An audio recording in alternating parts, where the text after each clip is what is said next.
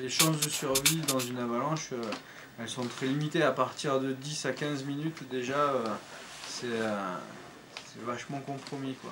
Après ça dépendra de la qualité de la neige, tout ça, de l'avalanche, du type d'avalanche.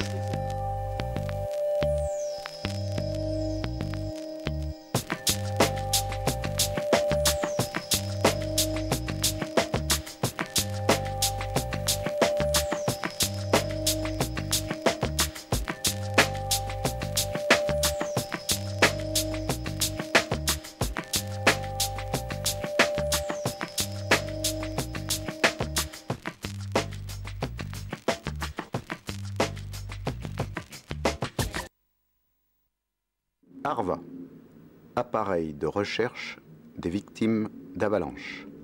Vous avez tous entendu parler donc des ARVA, pelles, sondes, mais il ne faut surtout pas zapper sur le fait de bien savoir s'en servir. Tous ces braves gens qui ont la bonne intention de s'en équiper, aussi bien de pelles, de sondes, d'ARVA, avec tout ce qu'il faut, qui sachent quand même s'en servir, quoi. S'entraîner. Ouais, s'entraîner. En plus, l'utilisation de chaque ARVA est tellement différente l'une des autres, au moins connaître le sien, quoi. Paul, la pelle, je l'ai toute seule. Oui. Et la sonde. Yes, j'entends un petit peu. Quand on part à 2 ou à 3, qu'il y a quelqu'un du groupe qui se fait prendre, on a l'ARVA à la main, on va paniquer, on va avoir pendant 30-40 secondes, on va plus savoir où on habite, on va chercher l'ARVA. C'est là qu'il faut se mettre dans un coin, faire le vide dans la tête et savoir bien chercher avec cet appareil. Cet appareil est très efficace quand on sait bien le manier. Pour bien le manier, il faut faire un exercice toutes les semaines. Donc je m'approche de l'endroit où le collègue a disparu en faisant des zig et zags pour couvrir l'ensemble de l'avalanche sur toute la largeur. C'est là où j'entendais le plus vers là.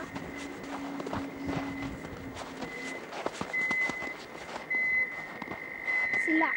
La plus grosse bêtise à faire, c'est de partir qu'avec un ARVA, sans pelle et sans sonde, à mon avis. Parce qu'on croit qu'on a un ARVA, mais en fait, Ça suffit pas. ça ne suffit pas, ça ne sert à rien. L'idéal, c'est de trouver dans les 3 premières minutes, on va dire entre 3 et 7 minutes. 3 et 7 minutes.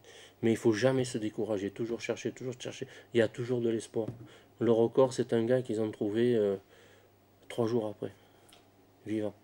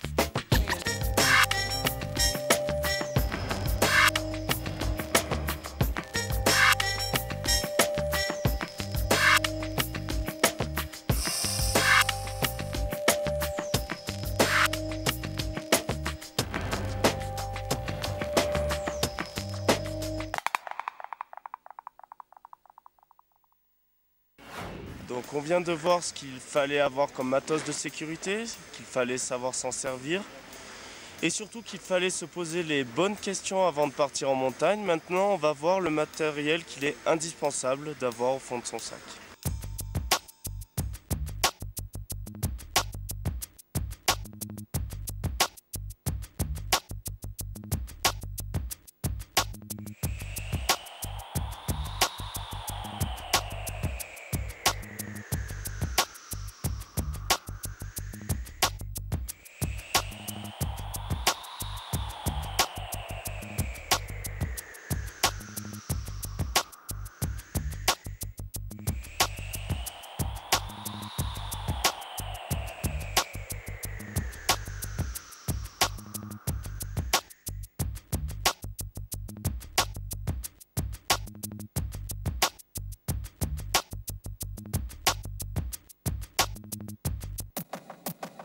Je vais pas faire un checklist, regarder les piles, regarder comment est le manche de la pelle, tout ça. Je me sers de tout une fois et après au moins c'est fait. Il neige. C'est formidable. On aime la montagne l'hiver pour ça.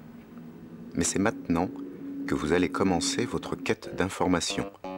Surtout si vous ne connaissez pas l'historique des chutes de neige depuis le début de la saison.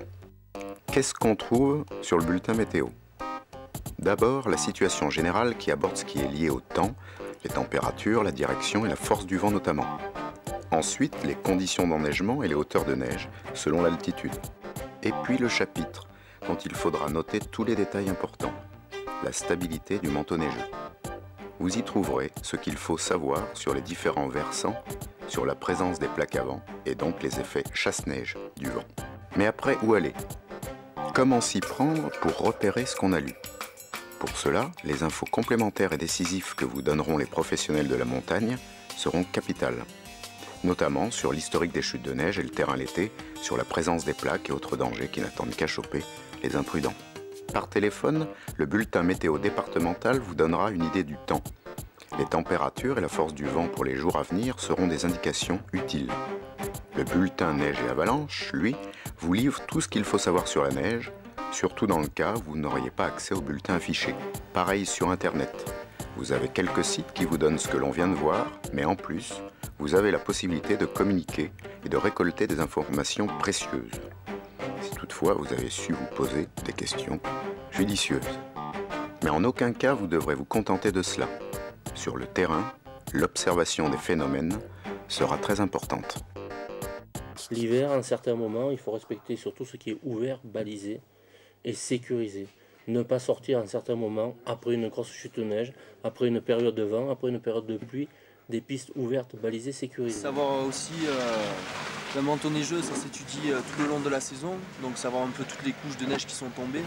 Les dernières chutes de neige sont importantes certes, mais l'historique est à mon avis plus important. Quelqu'un qui vient une semaine, 15 jours dans la saison, lui n'a pas cet historique, n'a pas aussi cette sensibilité d'observation de la neige. Nous, on a des méthodes d'étude des manteaux neigeux qui sont quand même pas fiables à 100%, mais qui représentent quand même une somme de renseignements qui sont intéressants pour sortir en hors-piste. Et le professionnel en lui-même, avec son expérience, sa capacité à pouvoir juger la dangerosité d'une sortie ou pas. Les gens qui font du hors-piste, ils regardent le sondage battage et ils regardent les conditions météo, la neige qu'il y a dans tel versant, à telle altitude, comment elle s'est transformée, comment, pourquoi. Et le sondage prouve ce qu'il y a dessous, si c'est dangereux, si c'est stable ou pas. C'est clair que c'est tellement tentant de voir une pente vierge, de se dire allez je vais faire ma première trace. Mais il ne faut pas la prendre à la légère, quoi. Cette première trace, c'est la dernière qu'on fait aussi.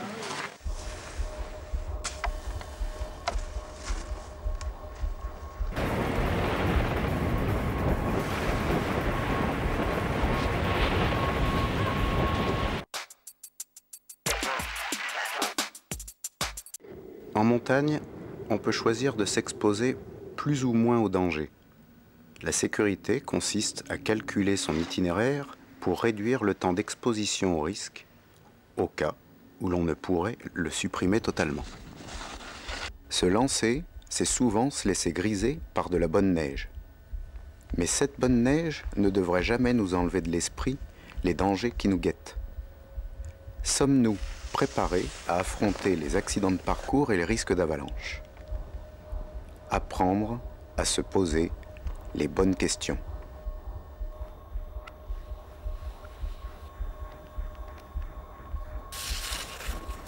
Et savoir dire non. Même au bout du monde, et encore plus en n'étant pas loin de chez soi, malgré de longs préparatifs, il faut avoir la force de dire non. Le plaisir, oui, mais le plaisir qui dure est encore meilleur. Suffit d'apprendre à gérer ça.